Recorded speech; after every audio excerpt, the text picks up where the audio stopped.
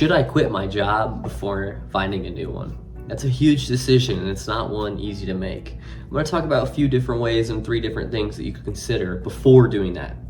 Number 1, that it is a huge decision with plenty of implications. We're going to get into stabilizing that. Second, figure out what you like and dislike in that job. And third, I have some general advice that most people should follow. It's not a rule of thumb, it's just something that I found in my life and clients I've helped along the way. So first, it's a huge decision.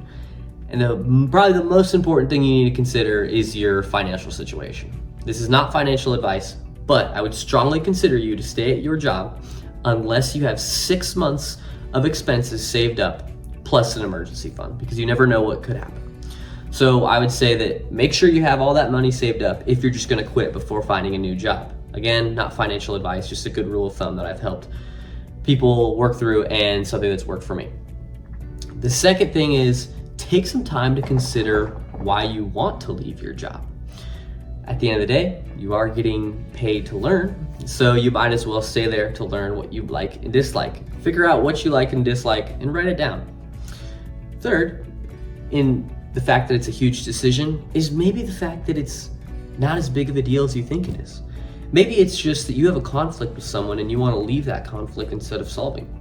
I would encourage you, if you have a conflict and that's the main reason you want to leave your job, to try to resolve it, because you might find that you actually start to enjoy your job more when you resolve these conflicts or things you've always wanted to solve. If you've got an issue with a boss or a coworker, or maybe it's clients even, maybe you're self-employed and have a business, you have issues and you just hate it, figure out a way to solve it maybe, and then consider leaving. So don't make a rash decision. Find out ways to resolve these conflicts, and it can make your life and job a lot more enjoyable. That brings us to our second point of figure out what you want in a new job.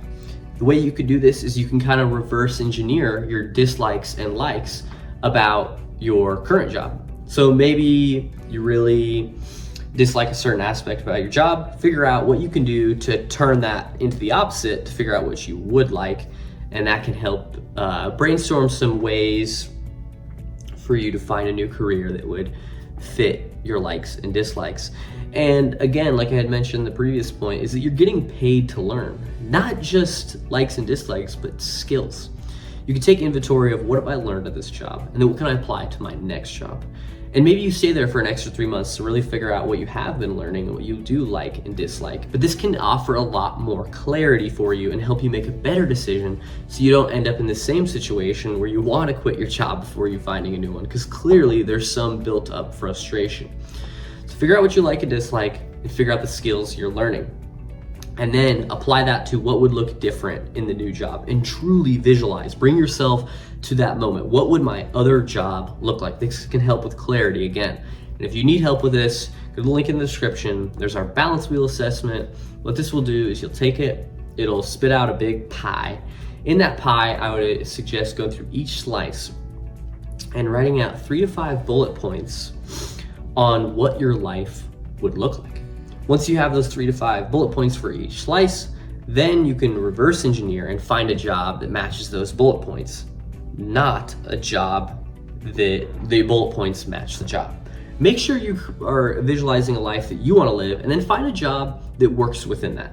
Don't make your life work within the job. And I think that's what a lot of people do. They try to go to this job and then make the life work around it. It doesn't work. It leads to you hating your job. So next, some just general advice about this is I would not suggest to leave.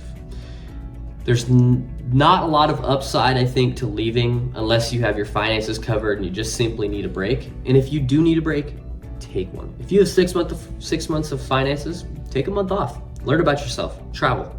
It can be great. But if you don't have that, don't quit.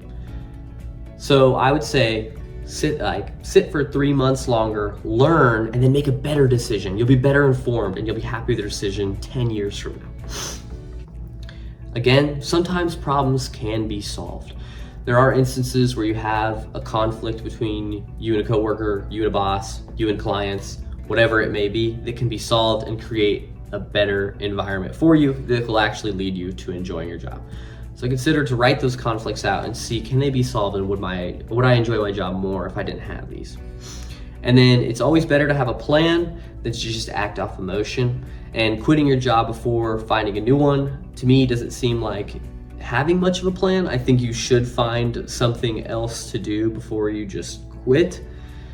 So that's what I would suggest. Hopefully this video was helpful. Again, it's not financial advice. It's just what I found in my experience and my experience in helping my clients.